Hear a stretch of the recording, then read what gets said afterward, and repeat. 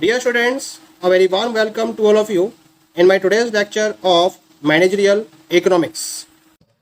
In today's lecture, we will discuss upon the concept of role or application of profit. आज के lecture में हम discuss करेंगे कि अगर कोई फर्म प्रॉफिट को अर्न करना चाहती है या वो अपने पर्पस को प्रॉफिट मैक्सिमाइजेशन के पॉइंट ऑफ व्यू सेट करती है तो उसके पीछे प्रॉफिट क्या क्या रोल प्ले करता है या उसकी क्या क्या एप्लीकेशंस इन्वॉल्व रहती हैं। जब हम किसी फर्म के पॉइंट ऑफ व्यू से डिसीजन मेकिंग की बात करते हैं तो उस डिसीजन में profit always remains the central theme, हमेशा सेंट्रल थीम की तरह वर्कआउट करता है, एक क्रूशियल रोल को प्ले करता है। जैसा कि हम जानते हैं कि अगर कोई एक पर्टिकुलर फर्म है वो लगातार प्रॉफिट को अर्न कर रही है और उसका प्रॉफिट लगातार इंक्रीज हो रहा है, इसका मतलब ये हुआ कि जो वो पर्टिकुलर फर्म है उसमें प्रॉपर बिजनेस स्ट्रेटजीज को फॉलो किया जा रहा है और जो उसके बिजनेस टैक्टिक्स हैं वो एफिशिएंट वे में वर्क कर रहे हैं। तो एक तरीके से प्रॉफिट इंडिकेटर हो गया, बिजनेस स्ट्रेटजी को इफेक्टिव वे तक ले जाया जा रहा है और बिजनेस टैक्टिक्स को एफिशिएंट वे में फॉलो किया जा रहा है, इस बात का इंडिकेटर है प्रॉफिट। अगर हायर लेवल ऑफ प्रॉफिट को फॉलो किया जा रहा है इसका मतलब जो बिजनेस है वो अपने ऑपरेशंस को सक्सेसफुल वे में रन कर रही है।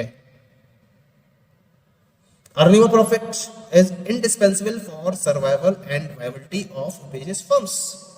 लॉन्ग रन में आपको सर्वाइव करना है क्योंकि ग्रोथ जो हो रही है, you are getting a growth in the market, लेकिन अगर उस ग्रोथ को आप लॉन्ग पीरियड ऑफ टाइम तक मेंटेन कर पाते हो तो वो तभी पॉसिबल होता है जब आप लगातार प्रॉफिट को अर्न करते रहते हो।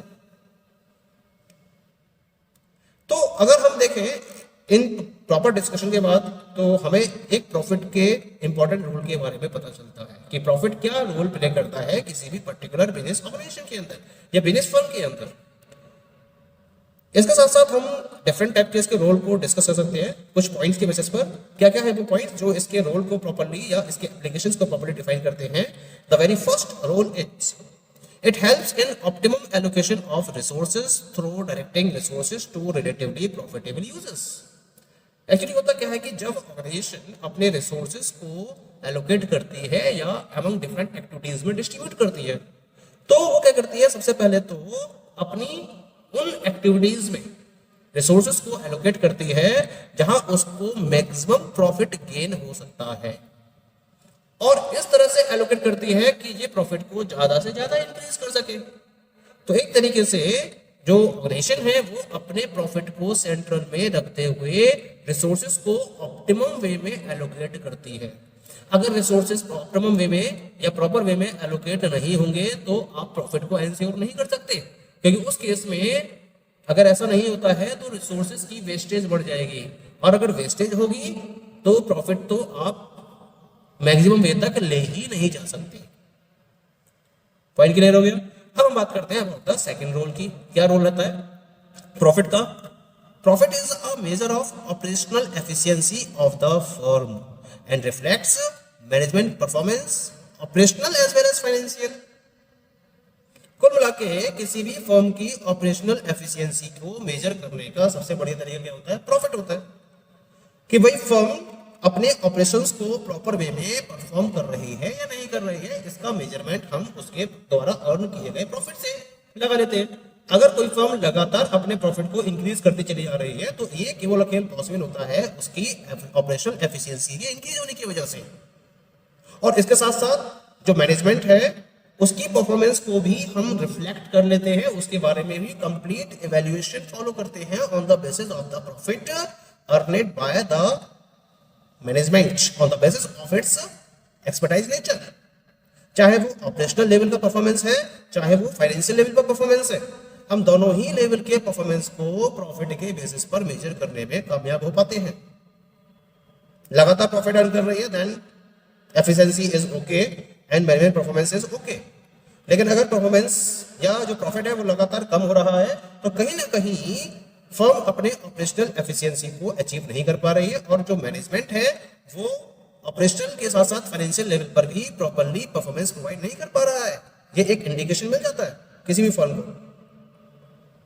तीसरे रोल की बात करें, then the third role is it reflects security and solvency by providing internal finance for financing expansion, innovation and replacement programs.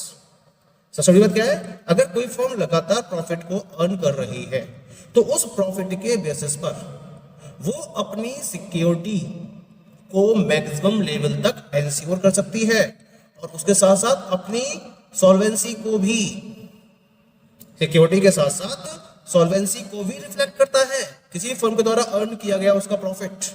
क्योंकि जब ऑर्गेनाइजेशन लगातार प्रॉफिट को अर्न करती है तो जो उसका इंटरनल फाइनेंस है, यानी कि जो उसकी रिटेन्ड अर्निंग है, क्योंकि जो एक्स्ट्रा रेवेन्यू या जो भी रेवेन्यू फर्म ने अर्न किया उसमें से कुछ पार्ट तो वो डिविडेंड के फॉर्म में अपने शेयर होल्डर्स को पे कर देती है, लेकिन जो बचा हुआ पार्ट है उसका जो अनडिस्ट्रीब्यूटेड पार्ट ऑफ रेवेन्यू है जिसे हम रिटेन्ड अर्निंग का नाम देते हैं, वो एक इंटरनल फाइनेंस का सोर्स है। और इस पर्टिकुलर अमाउंट का यूज आप अपने एक्सपेंशन में फॉलो कर सकते हो। अगर आप अपने आप को एक्सपेंड करना चाहते हो या इनोवेटिव वे में प्रोडक्ट्स को लॉन्च करना चाहते हो या रिप्लेसमेंट प्रोग्राम्स को इंप्लीमेंट करना चाहते हो, तो उसमें आप इस पर्टिकुलर अमाउंट को जिसे आप रिटेन्ड अर्निंग का नाम दे रहे हैं यूज कर सकते हो। लेकिन ये तभी पॉसिबल है जब आप लगातार प्रॉफिट को अर्न कर रहे हो, अदरवाइज आप अपने ग्रोथ को, अपने इनोवेशन प्रोग्राम को या अपने रिप्लेसमेंट प्रोग्राम को सक्सेसफुल वे में आगे नहीं बढ़ा पाओगे। और ये सब क्या होते हैं, ये किसी भी फर्म की सक्सेसफुल ऑपरेशन या उसकी ऑपरेशनल एफिशिएंसी को रिप्रेजेंट करते हैं। ठीक है, नेक्स्ट पॉइंट की बात करते हैं, नेक्स्ट रोल की बात करते हैं। फोर्थ रोल क्या है? ये fourth role, it covers up the cost of obsolescence, replacement, risk as well as uncertainty and provides finance for discharging social responsibility। यानी कि अगर मैं प्रॉफिट के पॉइंट की बात करूं तो प्रॉफिट से और क्या फायदा रहता है, आप अगर लगातार प्रॉफिट को अर्न कर रहे हो तो आप ऑब्सोलिसीन की कॉस्ट को भी कवर कर लेते हो। यानी कि क्या होता है, जब आप लगातार प्रोडक्ट्स को प्रोड्यूस कर रहे हो तो कुछ प्रोडक्ट तो आपके आउट ऑफ फैशन आते हैं, तो जो प्रोडक्ट आपके आउट ऑफ फैशन हो चुके हैं उनकी कॉस्ट को आप केवल और केवल प्रॉफिट से ही कवर कर सकते हो। आपने मशीनरीज यूज कर रहे हो और मशीनरीज में लगातार वियर एंड टियर होता है, डेप्रिसिएशंस होते हैं उसके अंदर ना, और उसकी वजह से एक टाइम के बाद वो मशीनरीज उस एफिशिएंसी के साथ में वर्कआउट नहीं कर पाती हैं, तो उनको भी आपको रिप्लेस करना होता है, उसमें भी आपकी कॉस्ट इन्वॉल्व होती है। आप फर्म को ऑपरेट कर रहे हो तो रिस्क भी इन्वॉल्व है, उसके साथ साथ अनसर्टेनिटी भी इन्वॉल्व रहती है। तो इन सारे पर्टिकुलर कॉस्ट को कवर किया जाता है with the help of profit. और अगर आप प्रॉपर प्रॉफिट अर्न नहीं करोगे तो इनको कवर नहीं कर पाओगे, जिसकी वजह से लगातार कॉस्ट क्या होगी, इंक्रीज होती चली जाएगी। इसके साथ साथ क्या रहता है, हर फर्म की अपनी कुछ सोशल रिस्पॉन्सिबिलिटीज भी होती हैं। जब फर्म लगातार प्रॉफिट अर्न करती रहती है तो वो इन सोशल रिस्पॉन्सिबिलिटीज को भी इस फंड की हेल्प से या इस फाइनेंस की हेल्प से लगातार डिस्चार्ज करती रहती है और सोशल लेवल पर भी एक गुडविल को मेंटेन करने में कामयाब हो पाती है। लेकिन जरूरी क्या है, प्रॉफिट अर्न करना। प्रॉफिट अर्न नहीं हो रहा है तो आप ये सारे पर्टिकुलर वर्क को फॉलो नहीं कर पाते हो। तो ये जितने भी वर्क है वो कौन फॉलो कर रहा है, प्रॉफिट। तो this is the role of the profit. Fifth role क्या है इसका, the level and rate of profit serves as the basis for financial decision analysis in project evaluation and appraisal. सबसे बड़ी बात क्या है, आपके पास रिसोर्सेज की अवेलेबिलिटी है। अब अगर आपको यह डिसीजन लेना हो कि किस पर्टिकुलर प्रोजेक्ट में आपको वो पर्टिकुलर फंड या रिसोर्सेज इन्वेस्ट करने चाहिए, तो आप क्या करोगे, जो भी आपके पास बेस्ट पॉसिबल प्रोजेक्ट्स अवेलेबल हैं उनमें आप फ्यूचर में अर्न किए जाने वाले लेवल ऑफ प्रॉफिट और रेट ऑफ प्रॉफिट को कैलकुलेट करोगे और कैलकुलेट करने के बाद इनको आप प्रॉपर्ली इवैल्यूएट करोगे और इसके बेसिस पर आप डिसाइड करोगे कि किस प्रोजेक्ट में आपको अपने रिसोर्सेज को इन्वेस्ट करना है। यानी कि जो पर्टिकुलर प्रोजेक्ट आपको हाईएस्ट लेवल और रेट ऑफ प्रॉफिट प्रोवाइड कर रहा होगा, फाइनली आप उसी प्रॉफिट वाले प्रोजेक्ट में अपने रिसोर्सेज को इन्वेस्ट करोगे और फाइनली उसे as a final project select कर लोगे। तो एक तरीके से प्रोजेक्ट इवैल्यूएशन एंड अप्रेजल में भी हम किसका यूज कर रहे हैं, प्रॉफिट के कॉन्सेप्ट का यूज कर रहे हैं। Okay, the next rule of profit is that it indicates the area of planning, control and management. ये कैसे पॉसिबल हो सकता है? ऑर्गेनाइजेशन क्या करती है, डिफरेंट एरियाज के प्रॉफिट को एनालाइज करती है और उसको प्रॉपर्ली कैलकुलेट करती है और ये देखती है कि उनकी प्रेजेंट परफॉर्मेंस और जो पास्ट परफॉर्मेंस रही है उनके बेसिस पर टोटल प्रॉफिट में से उनका कंट्रीब्यूशन कितना है। अगर वो प्रॉपर वे में अपने प्रॉफिट पार्ट को प्ले कर रही है देन इट इज ओके, लेकिन अगर they are not doing so तो उन पर्टिकुलर एरियाज को आइडेंटिफाई करने के बाद जो ऑर्गेनाइजेशन है वो उनके रिगार्डिंग प्रॉपर प्लानिंग को फोकस कर सकता है, उनके रिगार्डिंग प्रॉपर कंट्रोलिंग को फोकस कर सकता है और उन एक्टिविटीज को प्रॉपर मैनेज कर सकता है। यानी कि प्रॉफिट के बेसिस पर उन पर्टिकुलर एरियाज को आइडेंटिफाई किया जाता है जो प्रॉपर परफॉर्मेंस नहीं दे रहे होते हैं और फिर उनको उस लेवल पर लेकर आने के लिए मैनेजमेंट अपनी तरफ से उन एरियाज में प्रॉपर प्लानिंग को, कंट्रोल को और मैनेजमेंट को फोकस कर सकता है जिससे कि उनको उस पर्टिकुलर लेवल ऑफ प्रॉफिट तक रेज किया जा सके। And the last role of profit is profit index facilitates inter industry and product line comparison. हम एक प्रॉफिट इंडेक्स को प्रिपेयर करते हैं और जो प्रॉफिट इंडेक्स प्रिपेयर किया जाता है उस प्रॉफिट इंडेक्स के बेसिस पर हम कंपैरिजन कर सकते हैं। कैसा कंपैरिजन?